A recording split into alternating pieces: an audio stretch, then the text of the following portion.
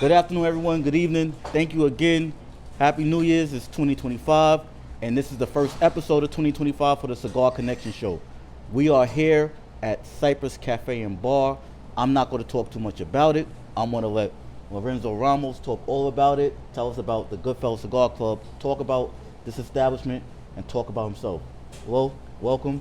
Absolutely. Thank you, brother. Appreciate We will be you. having the Gentleman this evening. For those who haven't smoked this is a Gentleman Cigar Company under Brooklyn Smoke Cigar Company, rolled out here in Brooklyn. So we're going to have something else after the interview. You'll be able to purchase it and go there all night, and we'll be good. As I normally do with our guests, I want to say thank you. Absolutely. Thank you. Once we talk, for agreeing to do this interview and want to talk about their business and talk about yourself. So as I normally do it with the interviews, is we light together, light our matches, and then we'll take a toast. You'll make the toast, and then we'll jump into this interview. All right, Jump into the sounds question. like a plan. What kind of cut you doing today? I've been waiting for that all night. You been waiting? I usually go with the V cut. All right, I'll ask you about that. Why? You using a torch or matches today? Using torch, Pop. All right. Then you'll make your toast, and we'll go from there. Actually, I'll use the matches.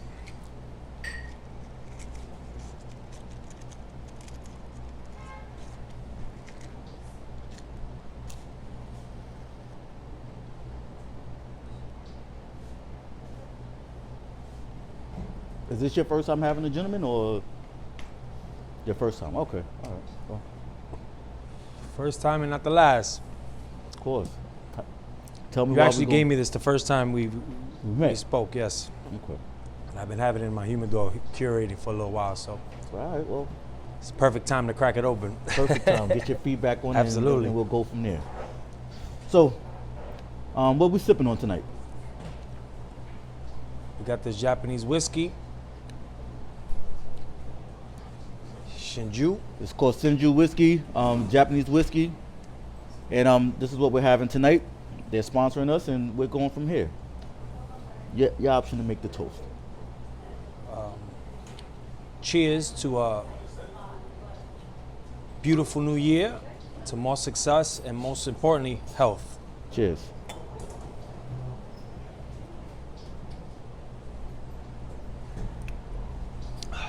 That's good. So as I normally start off, who is Lorenzo Ramos? Who is Lorenzo Ramos? Lorenzo Ramos is someone that's ambitious, someone that doesn't take no lightly. Okay. Someone that actually thrives off the word no. A father. So I think probably the best word to describe me is a provider. Okay. And someone that's trying to get as much out of his life as possible. What area are you from? Where were you born and raised? Ridgewood, Queens, all my life. Here. Yes. Where the cafe Where and the bar? cafe is, yes. Well, Yes, far from yes. here? About maybe 10 minutes down the road. Okay. So not too far. But I've seen this area, go from bad to good to bad again to good. So, I've been around the block a couple times. Okay. Kids, family?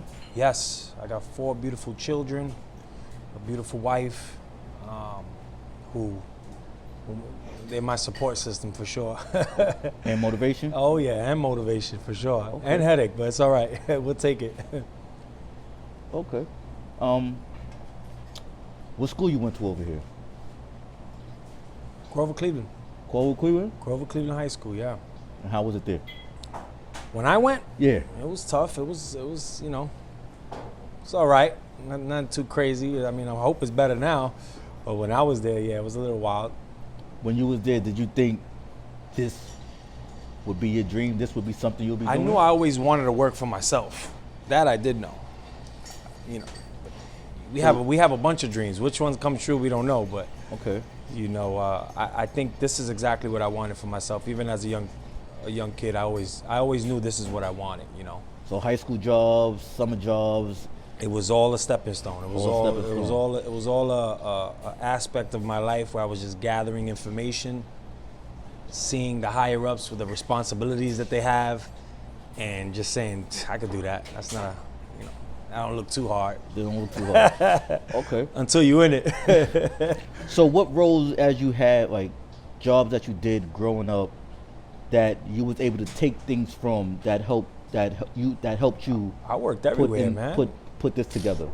I worked everywhere. I worked in Subways, Boston Market, a lot of customer service. Okay. I think that's what really helped me, kind of network with people a lot better. I was familiar with just, being comfortable with conversation, and then just seeing, how things operate, how businesses should be uniform. And it starts from the bottom, and how the importance of every position within that job is. Sometimes people are at the lower position and they're like, damn, man, you more important than the higher ups, you know what I'm saying? So everything is a spoke on the rim. So what was one of your most memorable jobs growing up?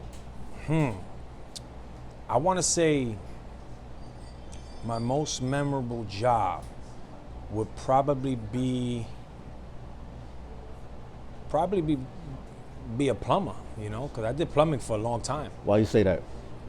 Because the expectations, you know what I'm saying? You walking into a situation where there is a big issue and they're expecting you to fix it. There's no one else behind you, you know what I'm saying? It's only you. And you got to be able to tell them it's going to be okay, we're going to get it done. And to be able to get it done in a timely fashion, it's something worth cherishing. You know what I'm saying? It was definitely a job of mine that I take with me even to situations today. So what are some things? What's one thing that it taught you? Like, what's one thing besides patience? That? Patience. Yes. Why is patience? Because for instance, you may walk into a house or a situation where, you have water pouring out the ceiling and everything is getting destroyed and you want to get it done fast and you can't. You just got to be patient and see where that problem is coming from and attack it one step at a time. That's it. Okay. Now you did that with a company, or was it like your own company? Yes, I did that with a company. Yeah, I worked for a company for about 12, 13 years. Yeah. Wow. Yeah, and then I went on my own from there, and I saw that how it was working for myself. At a very low chance, right? I didn't have to take much chance there. I just had to show up to a job and do it, and it wasn't overhead, it wasn't employees. I was a one-man army. Yes. One-man show. Yes. Okay, and well, we'll get back to that real quick. So, with you saying you as plumbing being your first own business that you did, one man show, you did everything yourself. With that happening, what is the history behind Cypress Cafe and Bar? The history behind it, like what's the history behind it? Like, when did you open up? So what made you want to do this? So what made me want to do it was seeing my dad own. So my dad owned a bunch of clubs within the area, and just seeing him, go through what he went through with it, and the love and just the camaraderie that came with it, I fell in love instantly. It was like I used to always go with my dad into his bars, and the love he would receive was something that I was just like, I looked at my dad like, I was walking in with the president. You know what I'm saying? It was just a feeling, and they gave me the same love based off of him, which was awesome. So, I fell in love with that instantly. I wanted to one day walk into my own establishment. I didn't know what it would be, but I wanted to make sure that I was the owner. You know what I'm saying? That I was the guy that ran that establishment. So when did you open Cypress Cafe and Bar? I opened Cypress Cafe and Bar 2019. Right before the pandemic, or a little during? bit? Yeah, a little bit towards the fourth quarter of the pandemic. Yeah. Okay. So, imagine that. I mean, I was at one point, this how place, was that? It was frightening. It was frightening. How was it just? I know I didn't want to go back to work. Okay. I know I wanted to work for myself. I was able to, do very well for myself in regards of finances, and I didn't want to just, blow that money. I wanted to invest it in myself, Okay. and I took a chance. I took a leap of faith. That's what this was all about. And here we are, 4 years later, still riding strong. So what was the challenges of that first year? I mean, we know it was man, COVID. nobody was outside, dude. What was those challenges? You know, everybody was germaphobes, man. You know, so, you know, it was tough. You know, you went from making $35 an hour, $35 a day, you know, and then, you know, just looking at your wife and like, yeah, don't worry, the world's gonna open up. It's gonna be all right, you know? And just having faith, man. Just having faith in that process. Understanding that there's no way the world can stay like this. Something's gotta give. And then that first summer, it took off. It was over. So during that period, as a business owner, what did you do daily to keep your spirits up, to keep you moving forward and not wanting to give up? Just basically understanding that there's no such thing as becoming successful overnight. Right? You gotta, and that was the beauty of me working all these other jobs. You know what I'm saying? I've washed dishes before. I've attended the customers. I've mopped. I've swept. I've cleaned bathrooms. So now I'm doing it actually for myself, for my business. So it came as a second nature to me. You know, I was like, if I could do it for someone else, I could do it for myself, you know, for my own business. So just being able to do that and not having to pay someone to do it, okay, you know, that kept the boat floating. You know what I'm saying? And then why the name Cypress Cafe and Bar? So I grew up on Cypress all my life. You know what I mean? Like, this is my avenue. Like, this is where, you know, where I grew up and met up with all my friends, and you know what I'm saying? So initially this was a cafe, and I just decided just to keep that name, like Cypress Cafe, and because it resonated with me, you know what I mean? In many levels. And then, you know, being that we on Stanhope, you know, Hope, Cypress, all that stuff works together, man. Okay. Being a business owner and entrepreneur, has it changed who you are, or has it changed your mindset in any type of way? I don't think it changed who I am. I think that, you know, it's been able to give me the knowledge to prepare anyone else that's around me who I care about, that's looking to get into business. It prepared me to, you know, it gave me the knowledge to let them know what it is on that side. You know what I'm saying? And let them know that it's not what they see on Instagram. You know what I'm saying? Like, it's not, you know, the grass ain't always green on the other side, and it takes a lot of hard work, and it still takes a lot of hard work. So what are some of those challenges that you have faced being open 4 years? What have been some of those challenges? I mean, sometimes you don't get paid. You know, sometimes everybody gets paid other than you. You know, and you got the most hours in. You know, it takes time away from your family. It takes time away from your loved ones. You know, and people got to be ready for that. You know, I think the misconception is that you open a business up and you got money. That has nothing to do with it, dude. You know what I mean? Like, you have to put in the time. You got to put in the work. A lot of these people that are successful, you don't know their journey. They don't show you the hard parts. They only show you the successful part. They show you the parts that's going to sell. But they don't show you, you know, the guy that throws up all over the bathroom and you know, you got to clean it. You know what I'm saying? Yeah. They don't show you the guy that overdrank or the woman that overdrank, that you got to make sure you got to get home safe, and now they're your responsibility.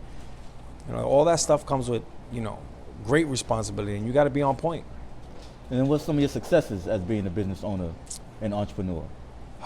Being able to tell what works and what doesn't work, right? So like when you first get into it, I didn't have people like coaching me. I had to find out everything on my own.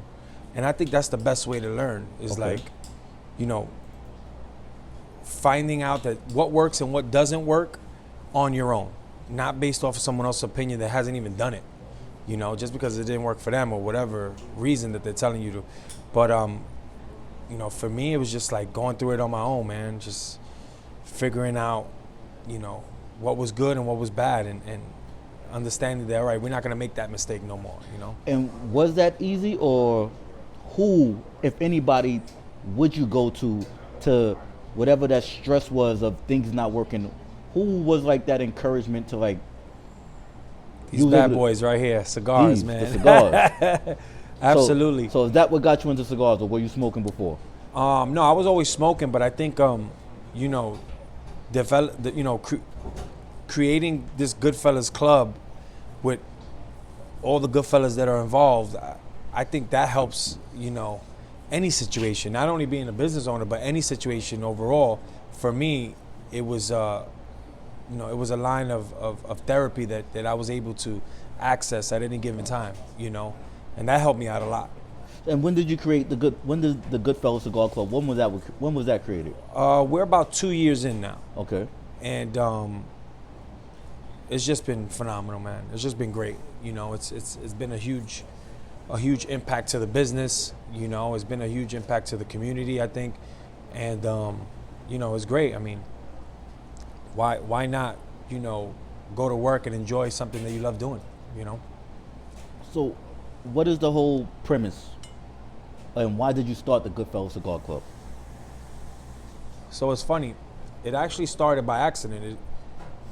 It was just me and another friend of mine smoking outside. And then another gentleman came. And then there was 3 people smoking outside. And then it just turned into 4 or 5. And then it turned into an event. Okay. And then once I promoted the event, the first event, the turnout was amazing. So a lot of people showed up. And then you just start to network and develop relationships through that. And then it turns out that a lot of people are you know, are now who I consider brothers, you know, people that I hold very, very close to my heart. So, and then we just took off from there. We just created the name and, you know, and just started throwing multiple events, and it just started getting bigger and bigger and bigger. And now, you know, we are where we are. So tell me about Tuesdays night here at Cypress Cafe. It's a nice chill vibe. We got the sports on. You know, the workers, they love the smokers love the workers, and it's more like a family orientated thing. Everybody that comes here feels at home. True. So, you know, that's the idea, right? We want to make sure that whatever you're escaping from, whatever you're dealing with outside of this cafe, you leave it at the door, because none of it matters. Finances, none of it matters here. Everybody's family. Everybody goes with, you know, doesn't go without, right? You need a cigar, we got one for you here. Mm-hmm. You know, you need a drink, got that too here. You know, so I think it's just the camaraderie that comes with Cypress Cafe and the Goodfellas. And I gotta Club. say the conversations. There's been some Conversations are amazing. You know, we try to stay out of politics. Yeah. You know what I mean? Try to stay out of politics and religion and stuff like that. You know, the strong topics that you know get people all, you know, worked up. But, you know, for the most part, you know, I think the respect in this cafe is huge. You know what I'm saying? There's never been an issue. There's never been, you know, there's been disagreements, but, you know, agree to disagree. And we've all been able to laugh about it and joke about it on the next Tuesday, you know, following Tuesday. So it's good stuff, you know. It's good stuff for sure. Okay. What are some of your words of encouragement or words of advice to individuals that are looking to venture into either starting a cigar club, starting a business where they're a sole employee? What's some of your advice to them? Like some things you could give them from personal experience, from knowledge, and then as you're growing in the more people that you met, that you network with now. My only advice would be do something, whatever product that you're surrounding yourself around, where you're trying to sell, base your business on that product itself. Don't base it on people you know. Okay. Don't base it on your friends. Don't even base it on your family. Don't base it on those things, because a lot of people open up businesses because they know 500 people or they got 1,000 people following them on social media. Okay. None of those people are the people that are going to show up. None of them. You know, but if your product is great, if you believe in your product and you're able to supply that at its highest form, that's what's going to build your business. And then everything else comes after that. You know, some of my greatest friends that I have today, I met while running this business.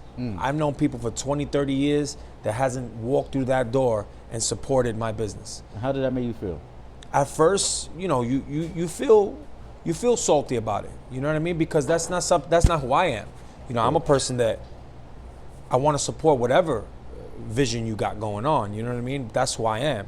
because if you make it, I know that person that made it. You know what I'm saying? And I was part of that process, or I helped out, or I supported. So, at first it was like, it was hurtful. I didn't understand that aspect of the business.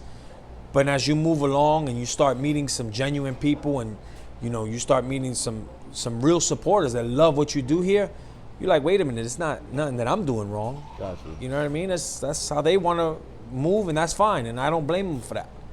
But now I know that I can't that no one should base anything they do on who they know at all, And it kind of wakes me up in a sense where it's like, and by no means am I saying I'm successful and I'm financially set, anything like that, to that factor.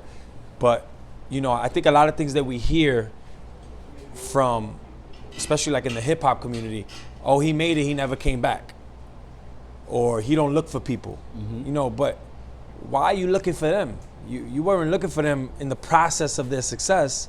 Now that they're successful, you want to look for them, so it all depends on who's telling the story, right?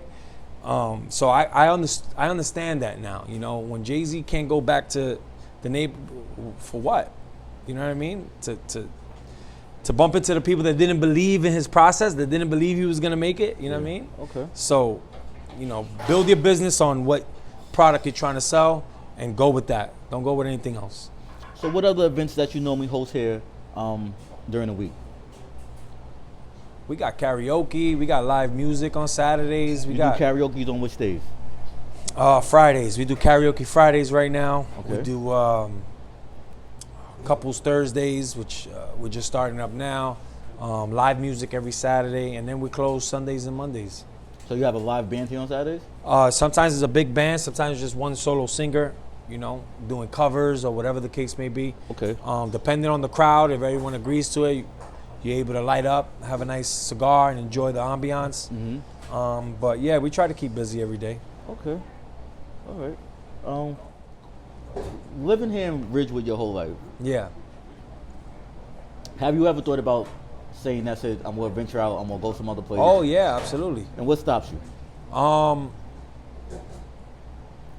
Making sure that I can be successful here. Because if I can do that here, then I'll be okay anywhere else. Okay.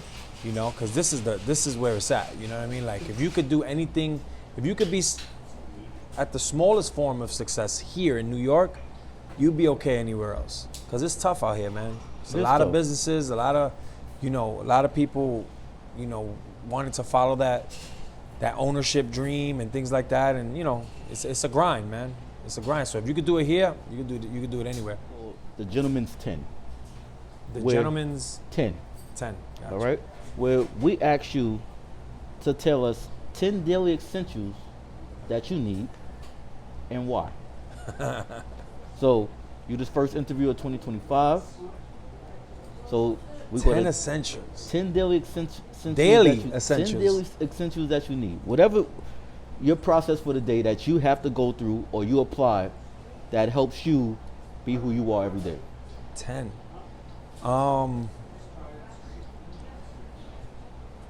Number one will probably be the hugs and kisses from my kids. First thing in the morning, need it. Why is that? Gotta get it. Because it's important to me that, we acknowledge each other every morning. Even if we mad at each other. Yeah. But, there's sometimes, I gotta get on my kids. They don't want to get up or whatever. But I still gotta make sure I get that kiss, and that embrace. It just starts the day. It lets me know that aspect of the day is done, and it helps me move on to the next thing. I definitely need my phone, man. I got to be able to communicate with the world, communicate with the people that I do business with. So I would say the phone. Number two, I need my cup of joe. Coffee? I need my coffee, dude. How you take your coffee? I take my coffee cream, 2 sugars. So every morning that's... Can't miss it. Can't miss it. Can't miss it at all. Let me see. I always check in with my group, with the cigar group. Make sure everybody's having a good day. Shoot that good morning.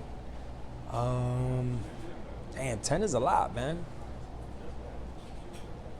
Let me see. I mean, I could get petty and say, minor things, but I don't know if I don't really need to do those things. You say I need to do this, right? Yeah. Oh my God, I can't believe I forgot this one. I gotta check in with Mama. Okay. Always gotta check in with my mother. She's in Queens still? She's in Queens, yes. So I always call her, or always stop by the house, make sure that she's doing okay. What's that, 4? That's 4. Damn, dude. Let's see you get to 5. We got one more. Let's see we get to 5, man. Come on. And then I think I just run the numbers for the business, right? Okay. I check on the business. I stop by here, look at the numbers, go through a bunch of stuff that I want to get to for the week, check the calendar, you know what I mean, make sure what events we have coming up.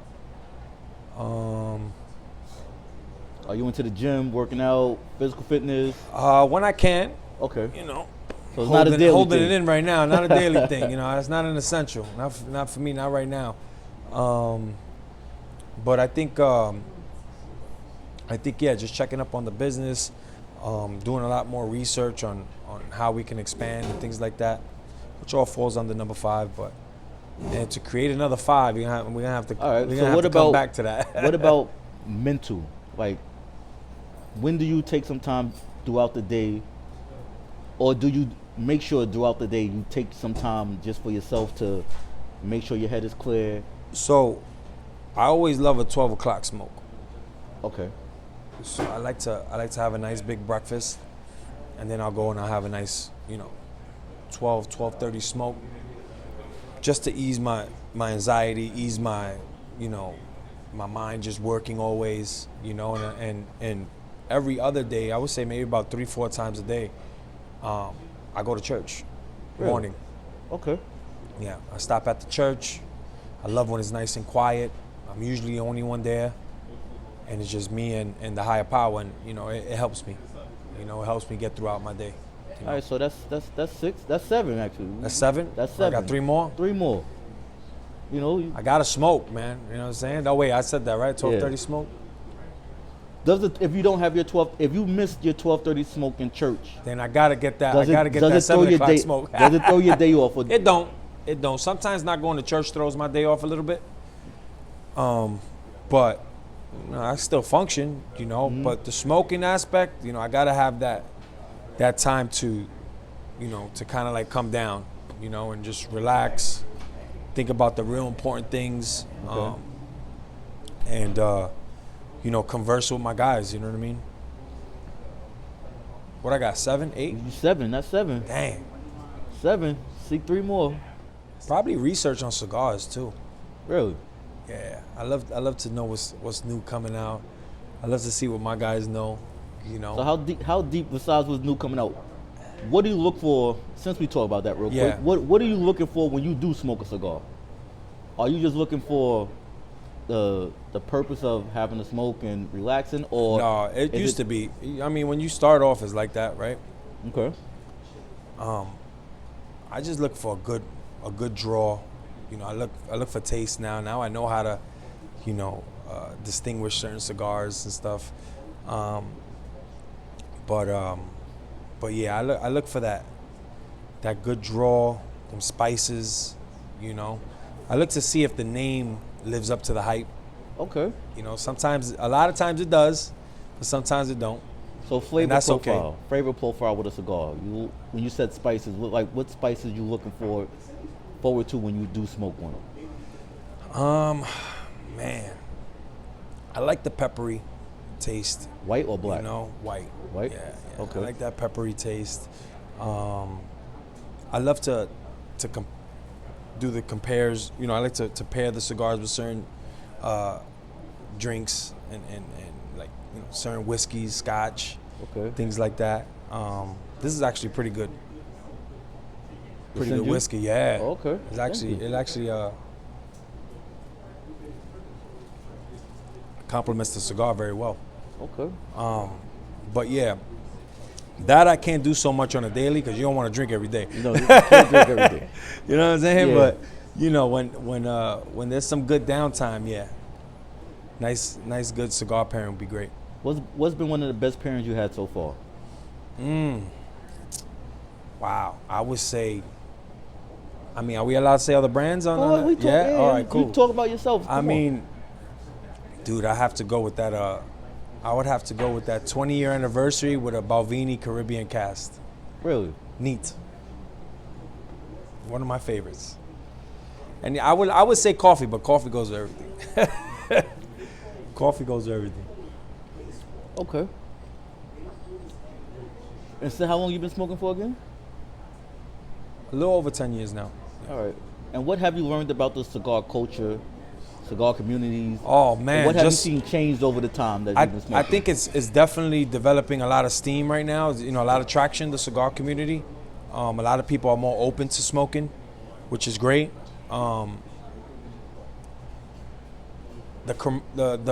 Just the love and energy, right? The respect, the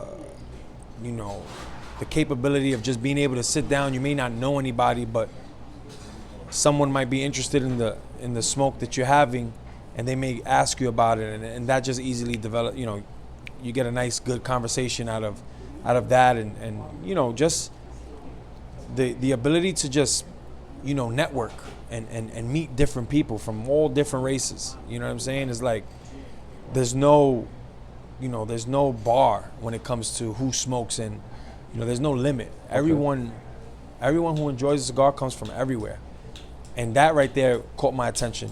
You can have a great conversation with an 80-year-old man, or I mean, I don't find too many young guys that smoke, but when I do, even they have some great conversation that they're able to offer, and you just feel people out. You know what I mean, and learn. Everybody has their own palate. Everybody has their own knowledge about cigars, so it's never too late to learn about something. A certain cigar line. There's millions of them. What's one of your most memorable cigar stories that you have? Wow, memorable.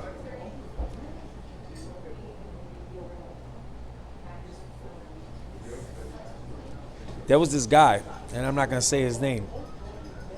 He was a pretty tough guy. Okay. And I wanted to kind of like stay out of his way, and I really didn't want to bother with him much. I was smoking a cigar one day, and he saw me smoking a cigar, and he said, "Oh, you guys, you smoke?" I said, "Yeah." "You smoke?" He said, "Yeah." I said, "Go get your cigar. Let's smoke." Really? And from that point on, we became best friends. And you didn't expect that? I didn't expect it at all. And it was the cigar that kind of just gave us the opportunity to get to know one another. And someone I talk to every day. Really? Every day. And he's actually not so tough. He's actually, he's not that tough. He's a good guy. Another one? One more story. You got some good stories, Lo. You got some good stories. One of the bartenders comes to me and says, "Yo, there's this gentleman. He's asking for a cappuccino." And I'm like, who's asking for a cappuccino, man? And I look, and this guy's there in the corner, and he's just looking at me. And I went, all right, I'll make him his cappuccino. Okay. And I made him his cappuccino, and we started talking, and forget about it. I can't separate from him. Really? You know what I'm saying? I don't. None of this makes sense without him. Okay. He's one of the guys that helped develop the whole Goodfellas Cigar Club, and I'm glad he asked for that cappuccino that day. That's for sure. Well, but I didn't want to make it for him. Why you didn't want to make him the cappuccino? Because I just didn't want to deal with the machine. It was already clean, you know what I'm saying? And this guy, out of all the drinks he asked us for a non-alcoholic drink, and I just want to know who he was, and turned out to be a great guy. All right. So, phenomenal stick, by the way. Very good. Phenomenal stick? Yes, very good. Thank you. The creator's here. I know he appreciates that. Yeah, for sure. I want to say thank you for this opportunity to interview you. Thank you for this opportunity thank you, man. Appreciate to hear your story, to hear some of your struggles, to hear some of your goals, to hear some of your successes. Yeah, for sure. And just to be a part of this. Absolutely. Now, going forward. It's just it's a good way to network. It's a good way to bring communities together, for to sure. bring cigar clubs together and show that there's unity amongst everyone. It's not everyone against everybody else. No, absolutely not. Especially when it comes to the cigars, man. When it comes to cigars, everybody's playing on an equal, an equal platform, equal field, and we just gotta be able to support each other, especially within the cigar community.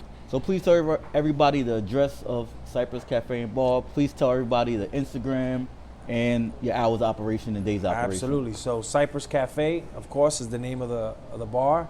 We're located at 1702 Stanhope Street, Ridgewood, New York, 11385.